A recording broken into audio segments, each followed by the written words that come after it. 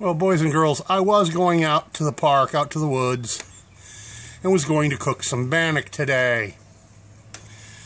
But they're talking like it's going to rain in the next hour or two, and it's going to be heavy. And my arthritis is just acting up terrible. Uncle Arthur is saying I'm not going anywhere. I still want my bannock. Stick with me and we'll do it inside.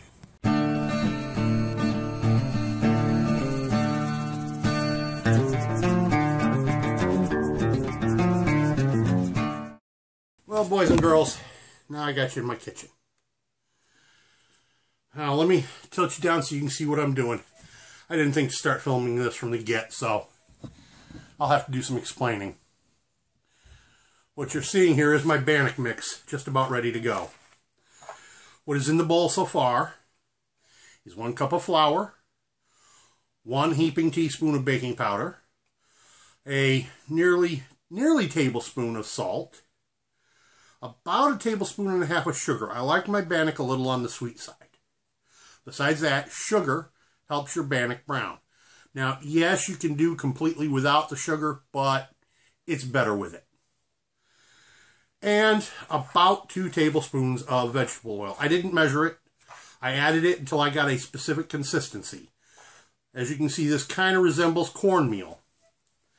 And here's the point. When you squeeze and pinch an amount of the flour, you should be able to pick it up almost like a clump. But yet it breaks apart that easy. Why do you do this? And it don't matter what kind of fat you choose to add to your oil. Okay? Vegetable oil, Crisco, lard, whatever. You want the same consistency. You want the cornmeal consistency when you cut the fat into the flour. Now, I realize this is not traditional bannock. Bannock has no fat in it at all, and you wrap it up around a stick.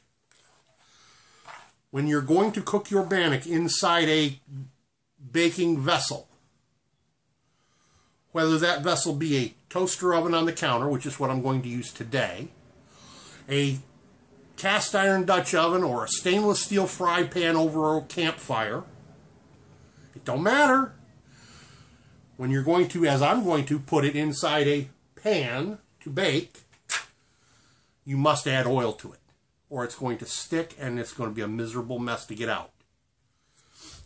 Now me, I've probably got about a half a teaspoon of vegetable oil on the surface of the foil pan as well. And then, now here's the thing, it's called a recipe, but that's a misnomer. When you are baking, it's not a recipe, it is a scientific formula. And I see a lot of people trying to wing bannock, and they get way too much water in it.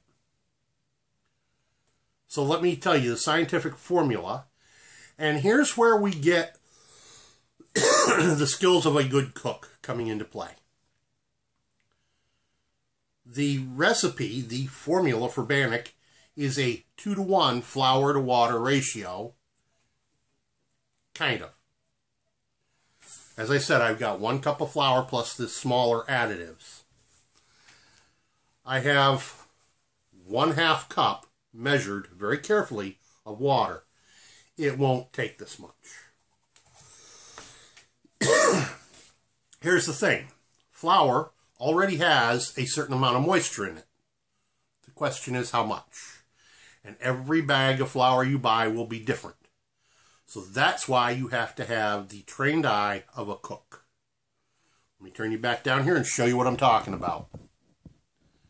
Okay. Pretty sure I've got that in frame. Let me check it. Oh, not quite. Close. There we go. Yes, this is an old tablecloth that I need to replace. So here's my 1/2 cup of measured cold tap water. Tap water, creek water, whatever. We're going to put most, but not all of it in there. Because like I said, we don't know how much moisture the flour is holding.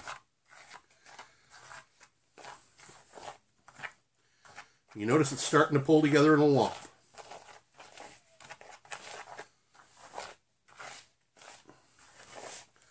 What we want is we want this dough to come out soft, but not sticky.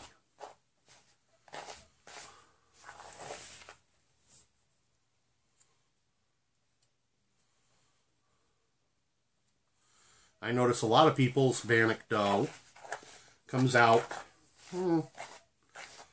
more akin to pancake batter than bannock dough.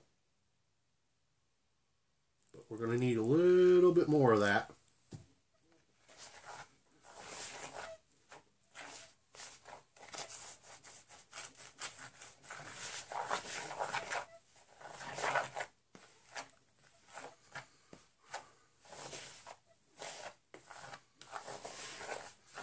Bannock is something I've been making for, oh my God, more years than I care to think of. And for those of you who don't know, the term bannock is Native American and basically is the same idea as biscuits. And for those of you who are, how should I say this, European variety type cooks will recognize this dough as being biscuit dough.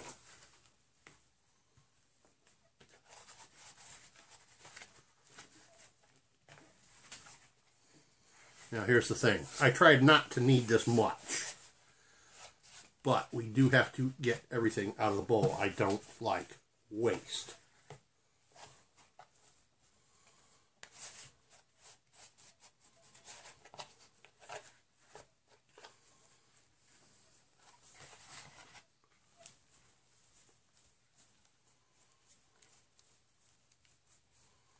Now, I'm not so much kneading it as just working it out.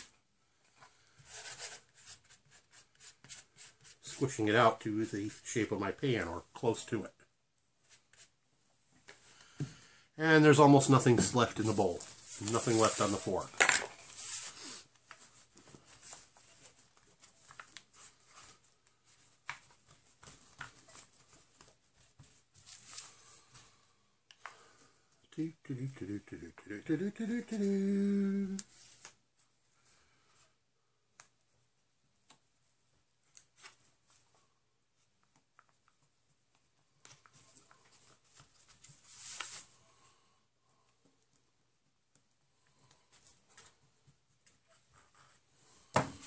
Bannock, ready to go in the toaster oven. Let me turn you around and we'll show you what we're doing here. Boys and girls, what you see is my toaster oven. Set to 450 degrees. Full timer, 20 minutes. That was already preheated. And in goes our bannock into the already hot oven. And I'll bring you back when the timer rings. This is what remains of the water. This is a 2 ounce or 4 tablespoon measuring cup.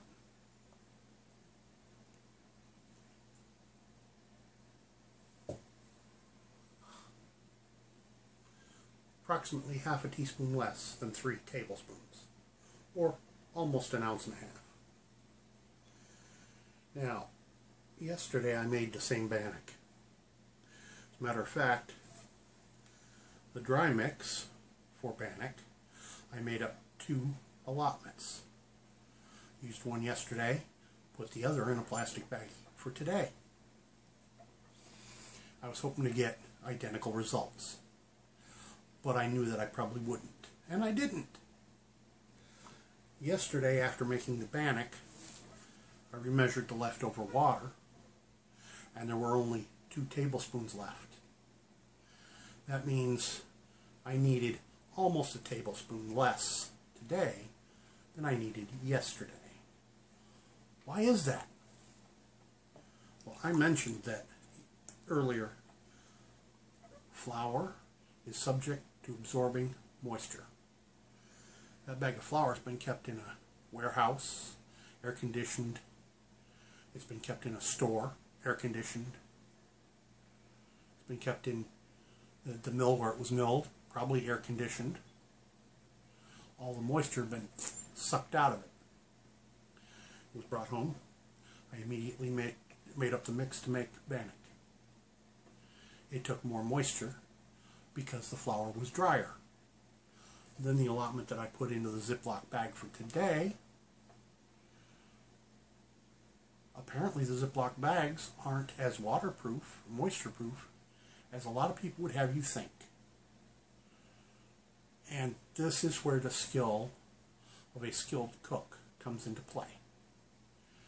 Because that's why I told you, don't add all your water all at one time. This is why you see guys winging it, pouring water out of their canteen into the zipper bag, sealing it up and mixing it up by hand. And the stuff inside is so sticky they can't put their hand in the bag. They got to nip off a corner and squeeze it out that way. Here's the thing. Now that baggie's no good. It can't be reused. You saw my bowl. It came out almost clean because I knew how much water to put in and not put in. I only put in about half of my water to start and then added another tablespoon and a smidge.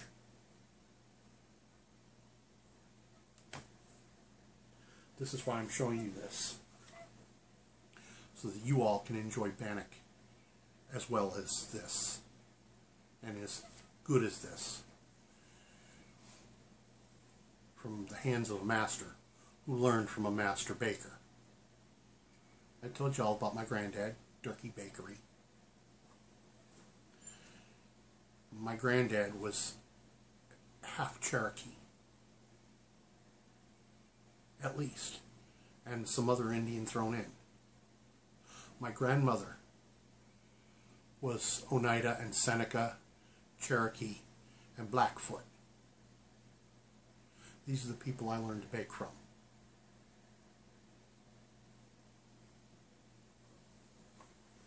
I'll bring you back when I've got more for you to see.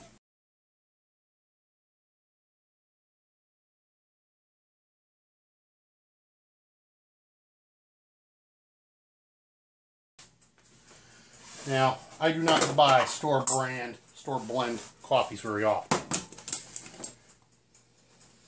I cannot even begin to tell you the wonderful aroma coming from this canister. I want you to take close note. Some is lighter, some is darker.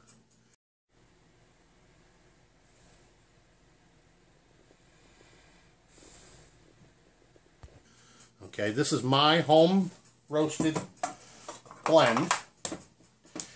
And when I say blend, it's a blend of 3 different coffee brands, beans, and it is a blend of 2 separate roasts. When I roast my own beans, bother. I dark roast about 3/4 of what I want for the flavor and aroma of it. And I light roast the remaining 1/4 of the beans for the caffeine hit that I want. This will produce, with that amount of coffee grounds, oops, I forgot this canister has a busted loop, or missing loop I should say. Spoon has to go inside. This will produce approximately 3/4 of my preferred coffee mug in coffee.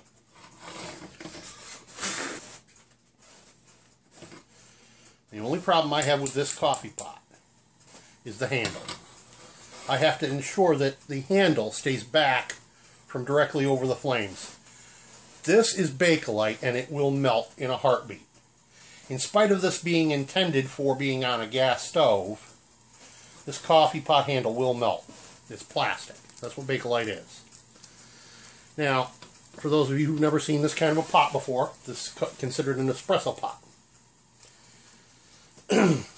And from these holes on each side will emanate the coffee when the water has come to the boil underneath. Come up through the coffee, through a screen, and up through this tube, pushed by pressure. I'll leave you to watch.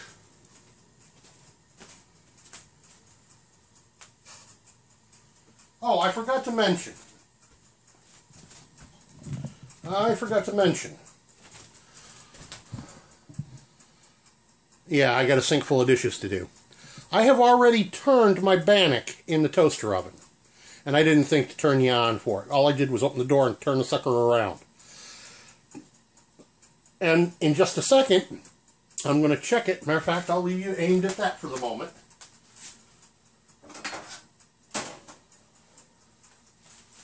Check it with a toothpick for doneness.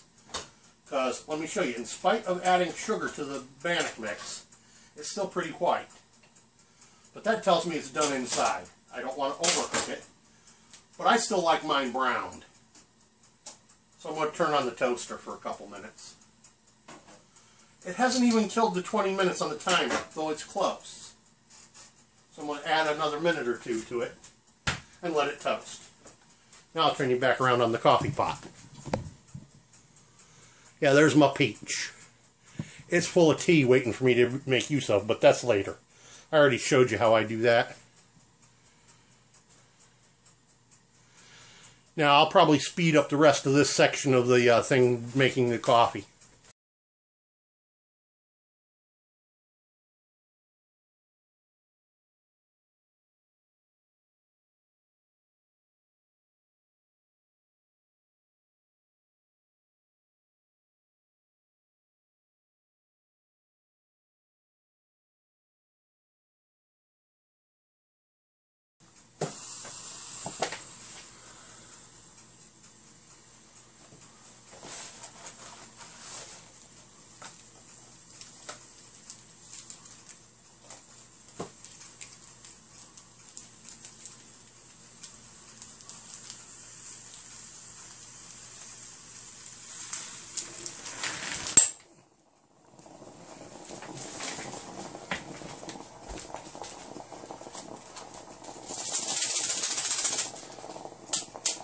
Yeah, that's the part I wasn't thinking about. Trying to show off and show you the coffee pot cooking.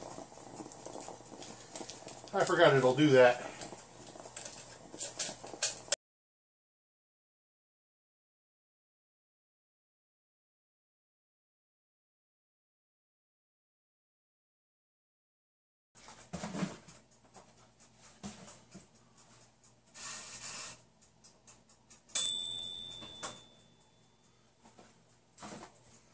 Well, bannock is done too. Let's turn you around so you can see what I'm doing.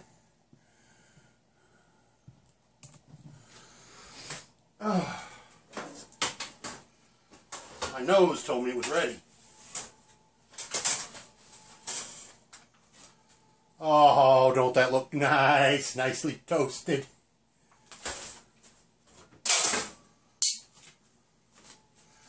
Well, let's turn you back around here to the stove top.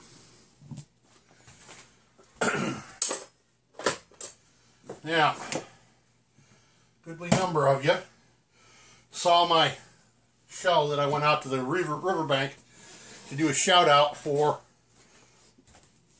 one of my friends on YouTube. The video was called "A Bimble, a Brew, and a Shout Out." And I ended up drinking my instant coffee that day black because I had forgotten to bring my creamer. Ooh, that's the overspray. See, I'm a little short because I let it squirt out, but that's okay. Here's the creamer that I forgot to bring with me that day.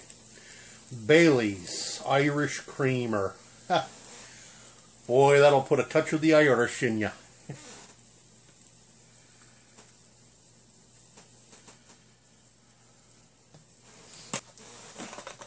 Trouble is, it ain't far to empty on one of these large bottles. And I'll tell you why. I made a comment to somebody. They asked me how I liked my coffee. Well, like and willing to drink are two different things. But the answer I gave her was, I like my coffee like I like my women. Hot, white, and sweet.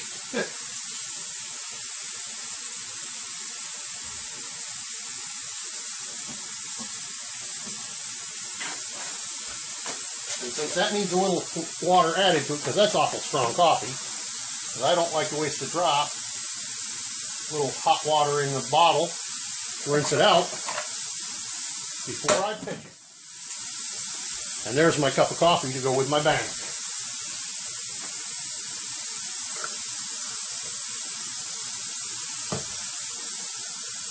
Well, welcome back. Okay, now we're going to have the true test, the taste test. And don't let the container of margarine fool you. This says it's from Big Y. It's a true Yankee trick. It's reused container. What's actually in here? Let me tell you what the newlywed's mother said on the newlywed's wedding day. Just remember, dear, everything's better with Blue Bonnet on it. Everything.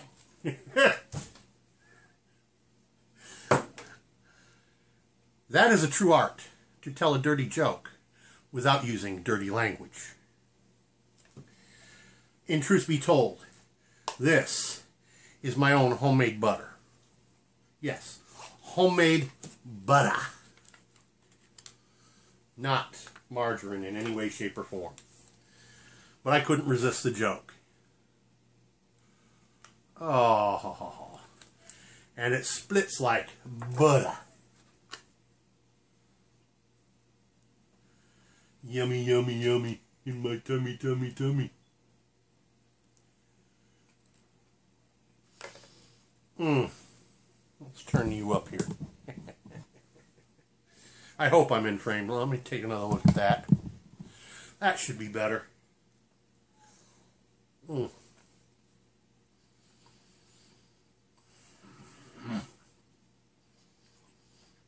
Yummy. Now I have a variation of this that I like to make sometimes. I make it a little sweeter, and I add some other things to it. I call it cinnamon raisin bannock, and that is absolutely scrumptious. But that gets 4.5 full tablespoons of sugar, a package of osmotic raisins, preferably from an MRE, but any raisins will do. But if you use them from the cardboard boxes, you do need to soak them a little while to plump them up a bit. And about a tablespoon of cinnamon into the flour mix before anything gets added to it.